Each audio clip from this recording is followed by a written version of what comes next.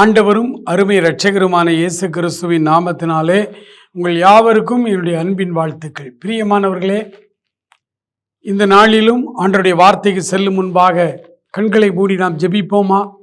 அன்பு நிறைந்த எங்கள் பரலோக பிதாவே, இந்த அருமையான வாழ்க்கைக்காக, கிறிஸ்தவ வாழ்க்கைக்காக நன்றியோடு நாங்கள் துதிக்கிறோம், ஸ்தோத்தரிக்கிறோம். அப்பா, தேவனாகிய கர்த்தர் எங்களை தம்முடைய சொந்த பிள்ளைகளாக ஏற்றுக்கொண்டு எங்களுடைய மகனாக மகளாக நீர் தெரிந்து கொண்ட கிருபைகளுக்காக நன்றி செலுத்துகிறோம். ஆண்டவரே, உம்முடைய கிருபையினாலே எங்களை நடத்துவீராக, உடைய இரக்கங்களினாலே எங்களை பாதுகாப்பீராக.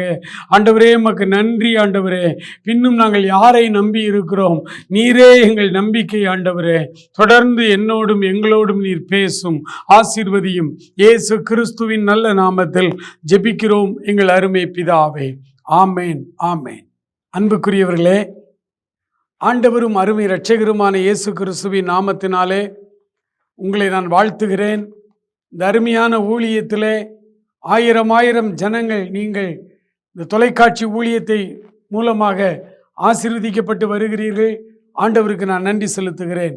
தேவனுடைய ஏவுதலினாலும் ஆண்டவருடைய உணர்த்துதலினாலும் நாம் இன்றைக்கு புதிதாக ஒரு காரியத்திற்குள்ளாக நாம் கடந்து செல்லுகிறோம். ஆண்டவருடைய இந்த வேதாகமத்திலே முதல் நிருபம் என்று எழுதப்பட்டிருக்கிற ரோமருக்கு எழுதின இந்த நிருபம் ரொம்ப முக்கியமான ஒரு நிருபம். இந்த நிருபத்திலே மொத்தம் 16 அதிகாரங்கள் இருக்கிறது.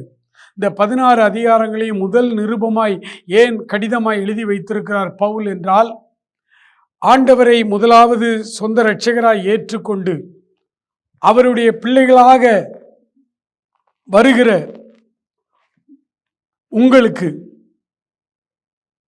ஆண்டவருடைய கிறிஸ்தவ வாழ்க்கையினுடைய அஸ்திபார உபதேசங்கள், அடிப்படையான காரியங்களை இந்த ரோமருக்கு எழுதின நிருபம் நமக்கு கற்றுத்தருகிறது. ஆகவேதான் சில பரிசுத்தவான்கள் இந்த ரோமாபுரியாருக்கு எழுதின இந்த 16 அதிகாரத்தையும் புத்தகமாய் விளக்க உரை எழுதும் பொழுது அதற்கு புதிய மனிதன், புதிய வாழ்வு என்று பெயர்களை கொடுத்திருக்கிறார்கள். புதிய மனிதன், ஆண்டவருக்குள்ளாக ஒரு மனிதன் புதிதாக வரும் பொழுது அவனுக்கு தேவையான ஆரம்பகால சத்தியங்கள் அடங்கிய கடிதம் தான் இந்த ரோமாபுரிக்கு எழுதின கடிதம். இந்த கடிதத்தின் முதல் அதிகாரத்திலே ஒரு வசனத்தை நான் உங்களுக்காய் வாசிக்க விரும்புகிறேன். ரோமருடைய நிருபம் 1 அதிகாரம் 7வது வசனம். தமது நாமத்தின் நிமித்தம் விசுவாசத்துக்கு கீழ்ப்படிய பண்ணும் பொருட்டு எங்களுக்கு கிருபையையும் அப்போஸ்தல ஊழியத்தையும் அருளி செய்திருக்கிறார். விசுவாச வாழ்வு. இயேசு கிறிஸ்துவை நாம் ஏற்றுக்கொண்ட பொழுது அவர் நம்மை தம்முடைய சொந்த மகனாய் மகளாய் நம்மை ஏற்றுக்கொண்டு நம்மை தெரிந்து கொண்டு அவர் நமக்கு தருகிற இந்த புதிய வாழ்க்கை, அதற்கு பெயர் விசுவாச வாழ்வு. ஆண்டவரை நம்பி விசுவாசித்து வாழ்கிற வாழ்க்கை.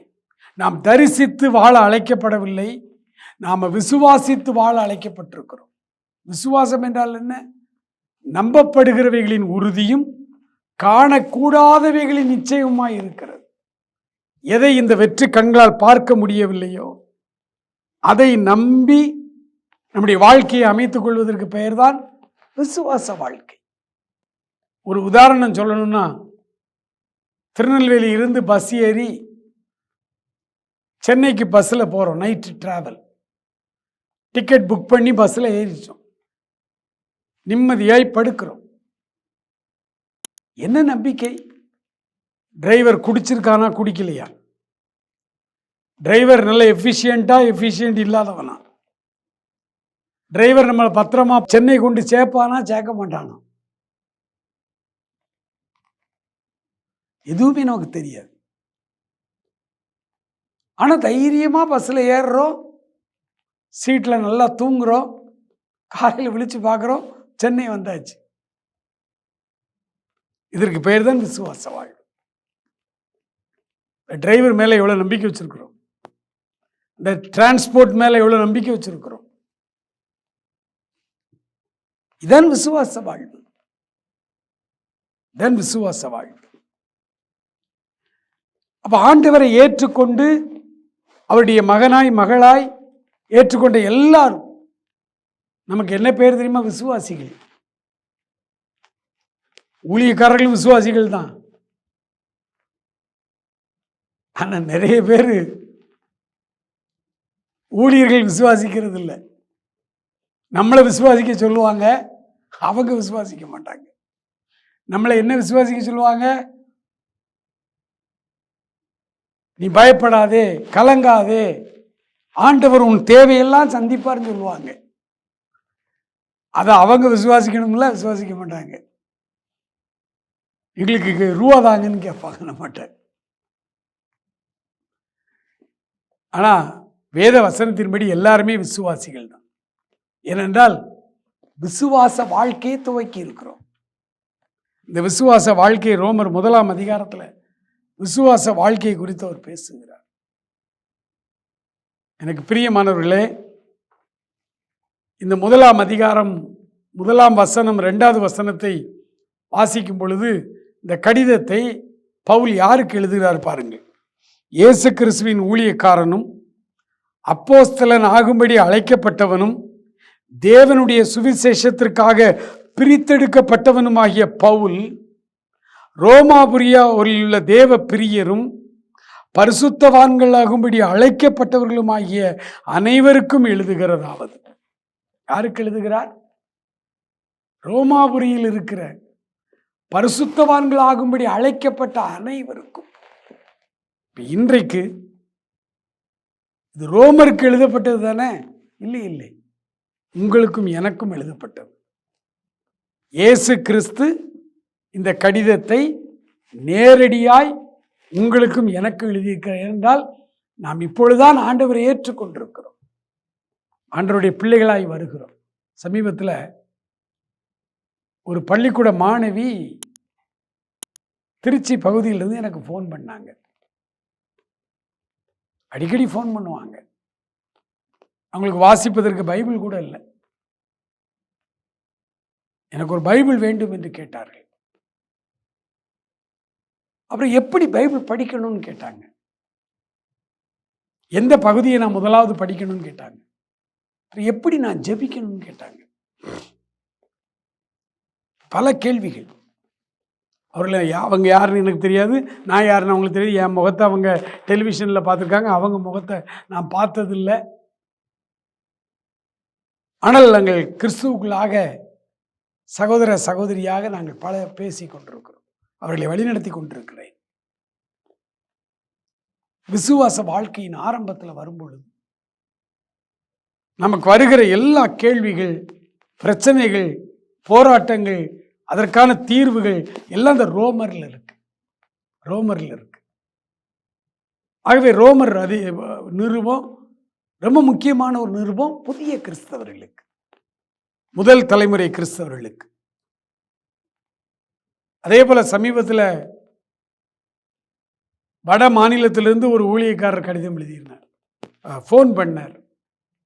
அந்த ஃபோனில் அவர் சொன்னார், பிரதர், எங்கள் ஆதிவாசி மக்கள் முதல் தலைமுறையாய் கிறிஸ்துவை ஏற்றுக்கொண்டிருக்கிறார்கள். அவர்களுக்கு ஆரம்ப காலத்தில் நிறைய சந்தேகங்கள் இருக்கிறது. நீங்கள் வந்து எங்களோடு தங்கி இருந்து அந்த மக்களுக்கு நீங்கள் இந்த ஆரம்ப காலத்தில் எப்படி கிறிஸ்துவுக்குள்ள வரணுங்கிற வாழ்க்கை முறையை கற்றுக் கொடுக்க வேண்டும் என்று சொன்னார். வர்றேன்னு சொல்லியிருக்கேன், சீக்கிரமாய் வட இந்தியாவுக்கு போவேன். பிரியமானவர்களே, இந்த முதல் அதிகாரத்தில் அவர் சொல்றாரு, ஒரு புதிய ஒரு டாபிக் துவங்குறார். விசுவாசத்திற்கு கீழ்ப்படிய பண்ணும் பொருட்டு இந்த அப்போஸ்தல ஊழியத்தை எங்களுக்கு ஆண்டவர் தந்திருக்கிறார். அந்த 7வது வசனத்தை மறுபடியுமாய் நான் உங்களுக்கு வாசிக்கிறேன்.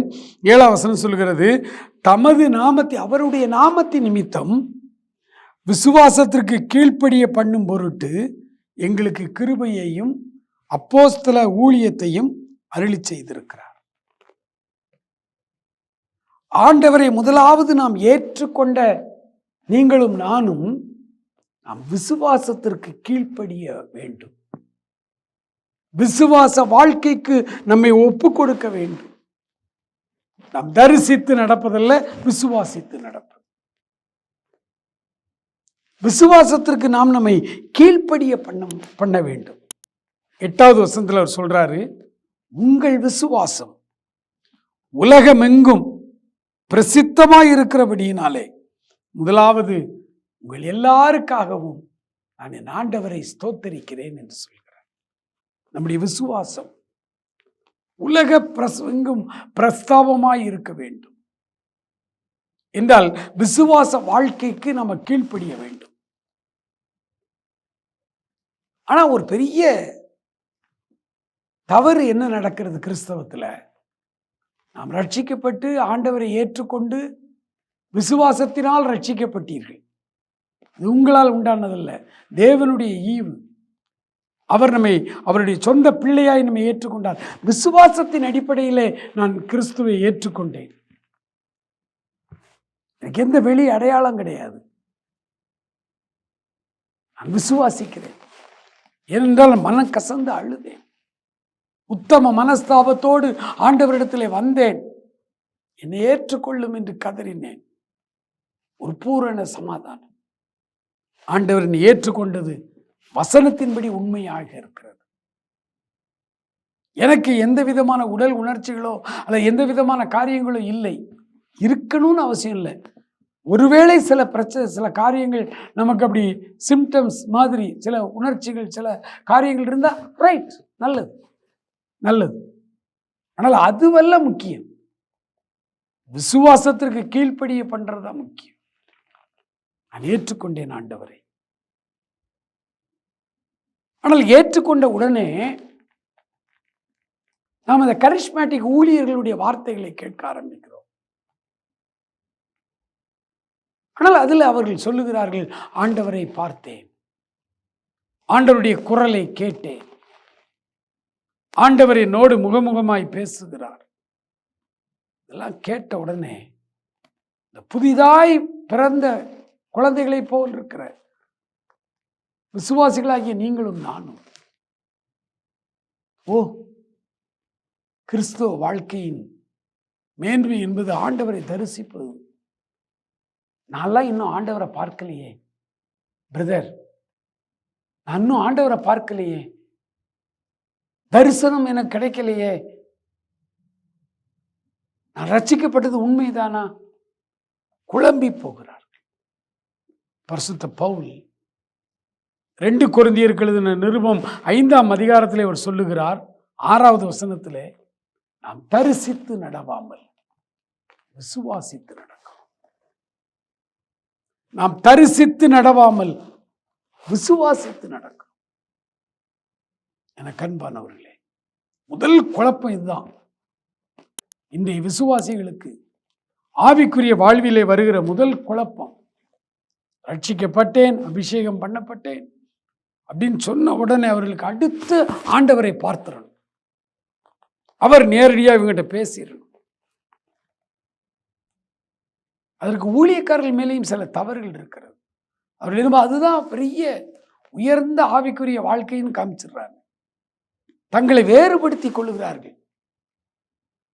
உடனே அந்த கூட்டத்தில் இருக்கிற விசுவாசிகளாகி நமக்கு ஒரு பெரிய, அவர் மேல ஒரு அட்மையர், ஓ இவர் பெரியவர், பெரிய பரிசுத்தவான் அப்படின்னு சொல்லி இயேசுநாதர் பின்னால் விசுவாச வாழ்க்கையில் போகாமல் இந்த ஊழியக்காரர் பின்னால் நாம் அப்படி நம்பி அவர் என்ன சொன்னாலும் நம்புறோம், என்ன சொன்னாலும் நம்புறோம்.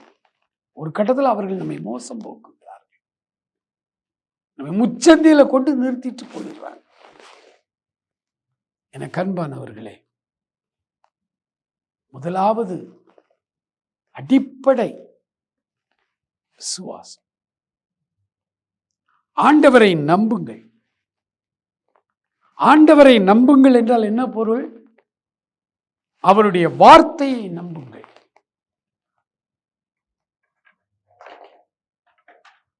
அவருடைய வார்த்தையை நம்புங்கள்.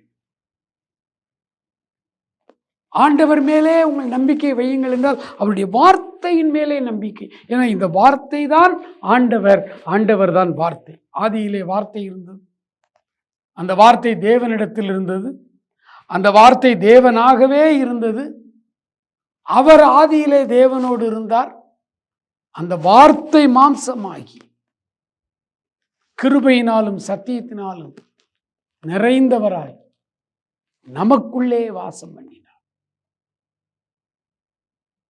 எனக்கு அன்பான சகோதரனே, சகோதரி, இந்த வார்த்தையில் தான் இயேசு இருக்கிறார். இந்த வார்த்தையை அப்படியே நம்புங்கள். இந்த வார்த்தை நம்மை குறித்து என்ன சொல்லுகிறதோ அதுதான் நான். இந்த வார்த்தை கடவுளை குறித்து என்ன சொல்லுகிறதோ அதுதான் கடவுள்.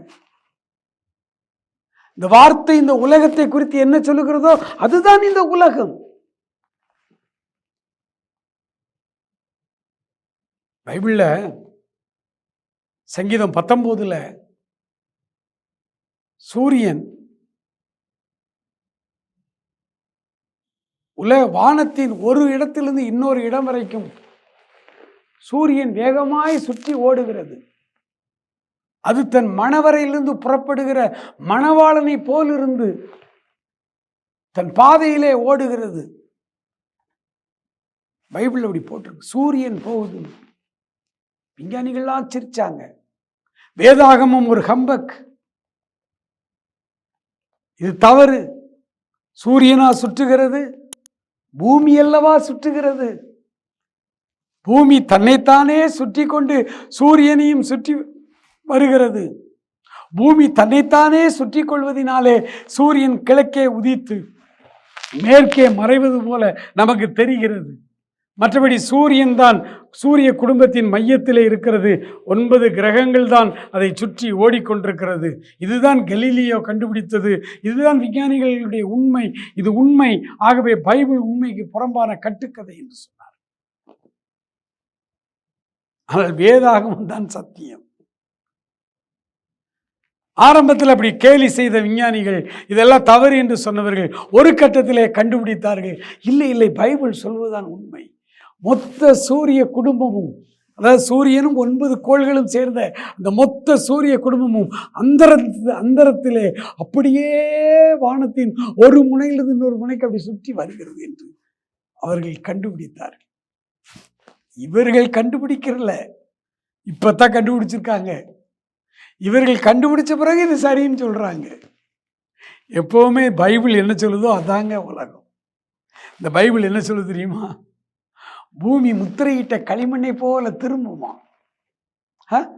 பூமி தன்னைத்தானே சுற்றி கொள்கிறது என்பது பழைய ஏற்பாட்டில் ஏசாயா எழுதி வச்சிருக்கார். அந்த காலத்துல என்ன கண்டுபிடிப்பு இருந்தது? எதுவுமே இல்லையே.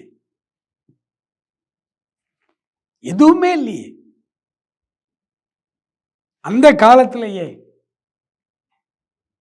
ஏசாயா எழுதினார், முத்திரையிட்ட களிமண்ணாய் பூமி அப்படியே அவருடைய ரூபம் மாறுகிறது, தன்னைத்தானே சுற்றி. பூமி தட்டைன்னாங்க, பூமி சதுரம்னாங்க, பூமி ஒரு பாம்பு கவ்விக்கிட்டு இருக்குன்னா இந்தியால. பூமியை ஹெர்குலிஸ் அட்லஸ் தோல்ல சுமந்துகிட்டு இருக்கான்னாங்க. ஆனா அவங்கெல்லாம் பிறக்கிறதுக்கு முன்னாடியே வேதம் சொல்லுது, அவர் பூமி உருண்டையின் மேல் வீற்றிருக்கிறார். பூமி உருண்டையானது என்பதை இந்த வேதம் சொல்லுகிறது. எனக்கு அருமையான சகோதரனே, சகோதரியே, இதை கேட்டுக்கொண்டிருக்கிற நீங்கள் ஒருவேளை கல்லூரி மாணவர்களாக, பள்ளிக்கூட மாணவர்களாக இருந்தால் இந்த வேதாகமத்தை நன்றாய் படியுங்கள். உங்களுக்கு தேவையான அனைத்து பாடங்களும் இங்கே இருக்கிறது.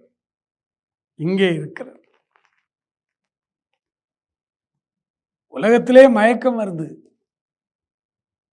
ஒரு டாக்டர் கண்டுபிடிச்சார். அதுக்கு முன்னாடி வரை அப்படியே மயக்க மருந்து இல்லாம போட்டு பிடிச்சுக்கிட்டு தான் அப்படியே அறுவை சிகிச்சை செய்தார்கள். கொரன்னு அறுத்தான். மயக்க மருந்தை கண்டுபிடிச்சார் ஒரு டாக்டர். அவர் சொல்றார், பைபிள் படிச்சுக்கிட்டு இருந்தாராம்.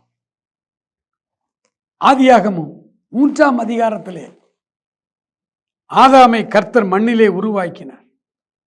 அந்த டாக்டர் ஆச்சரியமா படிச்சுட்டு வர்றார். ஆதாமுக்கு அயர்ந்த நித்திரையை வரவழைத்தார். அவன் அயர்ந்து நித்திரை செய்யும் பொழுது அவனுடைய விலா எலும்பிலே ஒன்றை வெளியே எடுத்து அந்த இடத்தை சதையினால் அடைத்து வைத்து அந்த எலும்பை வைத்து இன்னொரு மனுஷியை உருவாக்கினார், ஏவாளை உருவாக்கினார். இந்த வசனத்தை வாசித்துக்கொண்டே கிறிஸ்தவ டாக்டர் அதனால் பைபிள் வாசிக்கிறது ஒன்றும் சேஷம் அப்படிலாம் கிடையாது. டெய்லி வாசிக்கிறவர். அன்றைக்கு அவர் வாசிக்கும் பொழுது அந்த வசனம் அவருக்கு பொறி தட்டிச்சு, அயர்ந்த நித்திரை. அப்போ ஒரு மனிதனை அயர்ந்த நித்திரைக்கு கொண்டு போயிட்டோம்னா அவன் விழாயிலுமே ஒடிச்சா கூட அவனுக்கு தெரியாது. சபாஷ். ஒரு நோயாளிக்கு அயர்ந்த நித்திரையை கொடுத்துட்டோம்னா அவனை அறுத்து உள்ள ஆப்ரேஷன் எல்லாம் பண்ணிக்கலாம், அவனுக்கு தெரியாது. இதனுடைய இன்வென்ஷன் தான் மயக்க மருந்து. எல்லாமே இந்த வேதத்தில் இருக்கு. இந்த வேதத்தை நம்புங்கள். இந்த வார்த்தைகளை அப்படியே நீங்கள் கீழ்ப்படியுங்கள். இந்த வார்த்தைக்கு கீழ்ப்படிவதும் நீங்கள் விசுவாசத்திற்கு கீழ்ப்படிவதும் ஒன்று. ஆண்டவரை முதலாவது ஏற்றுக்கொண்ட நீங்களும் நானும் தேவனுடைய வார்த்தைகளுக்கும் வசனத்திற்கும் நாம் அப்படியே கீழ்ப்படிய வேண்டும். அப்படியே நாம் கீழ்ப்படிய வேண்டும். விசுவாசத்திற்கு நாம் கீழ்ப்படிய வேண்டும். இந்த விசுவாச வாழ்க்கை, நம் ஆண்டவரை நம்புகிற அந்த வாழ்க்கை, எதிரான சூழ்நிலைகள் வரும் பொழுதும் ஆண்டவர் மேல் நம்பிக்கை வைத்து கர்த்தர் எனக்காக யாவையும் செய்வார் என்று சொல்லுங்கள். நான் ஆண்டவருடைய பிள்ளை, அவர் அறியாமல் என் வாழ்க்கையிலே எதுவும் நடக்காது. அவருடைய நேரடி பார்வையிலே நான் இருக்கிறேன். ஒருவேளை என் வாழ்க்கையிலே நான் விரும்பாத காரியங்கள், ஒரு நஷ்டம், ஒரு கஷ்டம் எனக்கு வருகிறது என்றாலும் அதையும் அவர் பார்த்து கொண்டே இருக்கிறார். நான் அவருடைய பிள்ளை, அவர் என்னை மறக்கவே மாட்டார். நீ என்னால் மறக்கப்படுவதில்லை என்றுதான் அவர் சொல்லி இருக்கிறார். பிரியமான சகோதரனே, சகோதரியே, திடன் கொள்ளுங்கள். நாம் கடவுளின் பிள்ளைகள், சர்வ வல்லமை உள்ள தெய்வத்தினுடைய பிள்ளைகள். அவருடைய நேரடி பார்வையிலே நாம் இருக்கிறோம். அவர் நம்மை கைவிடவே மாட்டார்.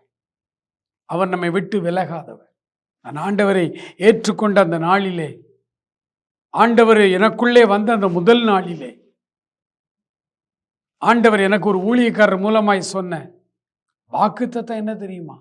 ஸ்திரியானவள் தன் கற்பத்தின் பிள்ளைக்கு இறங்காமல் தன் பாலகனை மறப்பாளோ? அவர்கள் மறந்தால் நான் உன்னை மறப்பதில்லை என்று சொன்னார். பல நேரங்களிலே நான் அந்த உடன்படிக்கைக்கு அல்லது அந்த வாக்குத்தத்தத்துக்கு பாத்திரனாய் நான் நடக்கலை.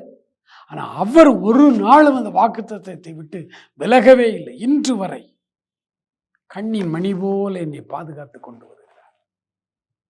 அவர் என்னை மறப்பதே கிடையாது. என்னோடு இடைப்பட்டு பேசுகிறார். அவர் என்னை நடத்தி கொண்டே இருக்கிறார்.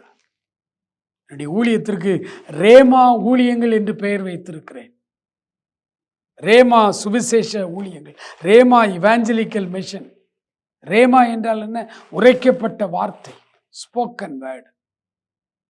ஆண்டவருடைய வார்த்தை அவ்வப்போது நிமிடந்தோறும் வசனத்தின் மூலமாய் என்னோடு அவர் பேசிக்கொண்டே இருக்கிறார். நான் வெளியே செல்லும் பொழுது ஏதாவது ஒரு சம்பவத்தை பார்க்கும், அதிலே ஒரு வசனம் இருந்தால் அந்த வசனத்தை எனக்கு அவர் உணர்த்துவார்.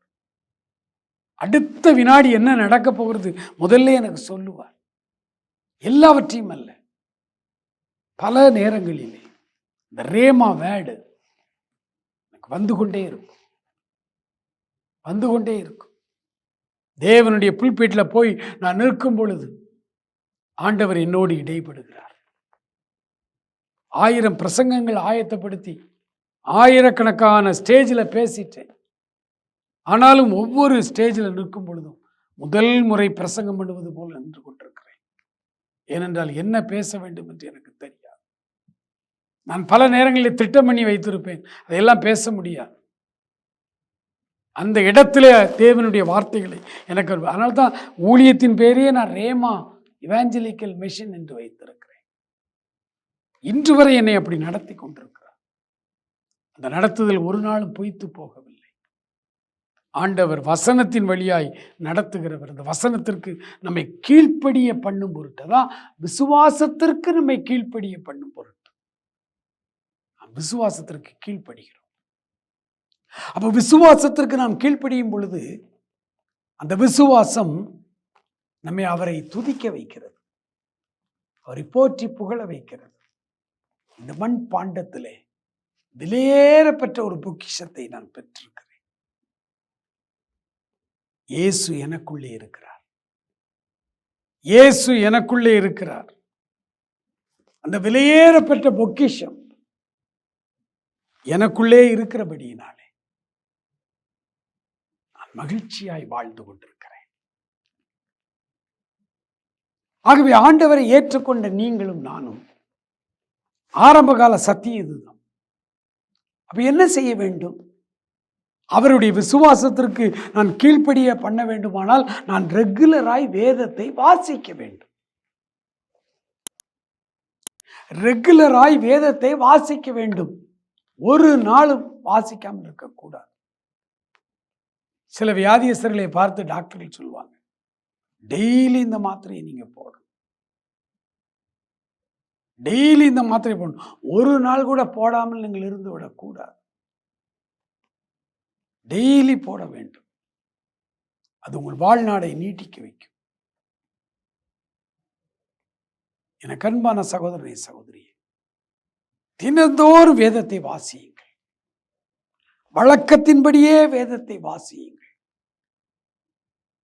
ஆண்டவரை ஏற்றுக்கொண்டு விட்டீர்களா? அவருடைய விசுவாசத்திற்கு கீழ்ப்படிய நீங்கள் ஆரம்பிக்க வேண்டுமானால் நீங்கள் வேதாகமத்தை தினசரி வாசிக்க வேண்டும். அதை கிரமமாய், ஒருவேளை புதிதாக ஆண்டவரை ஏற்றுக்கொண்டால் நீங்கள் புதிய ஏற்பாட்டை முதலாவது 27 புத்தகங்கள் இருக்கிறது. புதிய ஏற்பாட்டை கிரமமாய் வாசியுங்கள். ஒரு முறை புதிய ஏற்பாட்டை வாசித்து முடித்த பிறகு நீங்கள் அதன் பிறகு பழைய ஏற்பாட்டை வாசிக்க ஆரம்பிக்கலாம். பழைய ஏற்பாடு நிழல், புதிய ஏற்பாடு நிஜம். முதலாவது நிஜத்தை வாசித்து விட்டு அதன் பிறகு நிழலை வாசிக்க வாசிக்க அந்த நிழல் நிஜத்தின் மேலே விழும் பொழுது ஒரிஜினல் ஃபிகர் போட்டோ உங்களுக்கு தெரியும். துலாம்பரமாய் வாசனம் உங்களுக்கு விளங்கும். முதல்லையே நிழலை வாசித்து நிழலை பின்பற்றி செல்லக்கூடாது. எனக்கு அன்பானவர்களே, தினசரி வேத வசனம் வாசிக்கிறது. வேத புத்தகம் இல்லாத காலத்திலே ஈசாக்கு சாயங்காலமானால் ஆண்டவருடைய வார்த்தையை தியானிக்க வெளியே வந்தான். தியானிப்பதற்கு அவனுக்கு எந்த புத்தகம், அன்றைக்கு காகிதமே கண்டுபிடிக்கப்படாத ஒரு காலம். தினசரி வேத புத்தகத்தை வாசியுங்கள். உங்கள் சொந்த மொழியிலே இருக்கிறது, சொந்த மொழியிலே தினந்தோறும் வாசியுங்கள். அதில் புரியாத பகுதிகள் வரும். நீங்கள் வாசித்து முடித்த பிறகு புரியாத பகுதிகளை ஆண்டவரிடத்தில் ஜெபத்தில் சொல்லி ஆண்டவரிடத்தில் பதிலை கேளுங்கள். ஆண்டவரே எனக்கு கற்றுத்தாரும் என்று சொல்லுங்கள். அந்த ஆவியானவர் உங்களுக்கு கற்றுத்தருவார். ஜெபிப்போமா? அன்பு நிறைந்த எங்கள் பரலோக பிதாவே, இந்த அருமையான வேலைக்காக நன்றியோடு உம்மை நாங்கள் துதிக்கிறோம், ஸ்தோத்தரிக்கிறோம். அப்பா, தேவனாகிய கர்த்தர் எங்கள் வாழ்க்கையின் எல்லா பகுதிகளிலும் எங்களோடு கூட இருந்து எங்களை உடைய சொந்த மகனாய் மகளாய் ஏற்றுக்கொண்டு விசுவாசத்திற்கு எங்களை கீழ்ப்படிய பண்ணும் பொருட்டு மகா மேன்மையான இந்த வாழ்வை எங்கள் கைகளில் கொடுத்ததற்காய் ஸ்தோத்திரம். இத்தனை பெரிதான ரட்சிப்பை எங்களுக்கு நீர் தந்ததற்காய் ஸ்தோத்திரம். ஒவ்வொரு நாளும் எங்கள் வேதத்தை கிரமமாய் வாசிக்கவும், ஆண்டவரே ஜெபிக்கவும் எங்களுக்கு கற்றுத்தந்ததற்காய் ஸ்தோத்திரம். தொடர்ந்து எங்களை ஆசீர்வதியும், காத்துக்கொள்ளும், வழி நடத்தும். துதிகன மகிமை எல்லாவற்றையும் ஏற்றுக்கொள்ளும். இயேசு கிறிஸ்துவின் இன்ப நாமத்தில் ஜெபிக்கிறோம் எங்கள் அருமை பிதாவே. ஆமேன், ஆமேன். பிரியமானவர்களே, இந்த செய்தி உங்களுக்கு பிரயோஜனமாக இருக்கும் என்று கர்த்தருக்குள் நாங்கள் நம்புகிறோம். உங்களுடைய இந்த விசுவாச வாழ்க்கையிலே வருகிற எளிய கேள்விகள், சந்தேகங்களை எங்கள் தொலைபேசி எண் மூலமாக எங்களோடு நீங்கள் தொடர்பு கொள்ளுங்கள். உங்களை கிறிஸ்துவுக்குள்ளே வழிநடத்த ஆண்டவர் தந்த கிருபையின்படியே ஆயத்தமாக இருக்கிறோம். கர்த்தர் தாமே உங்களை ஆசீர்வதிப்பாராக. ஆமேன்.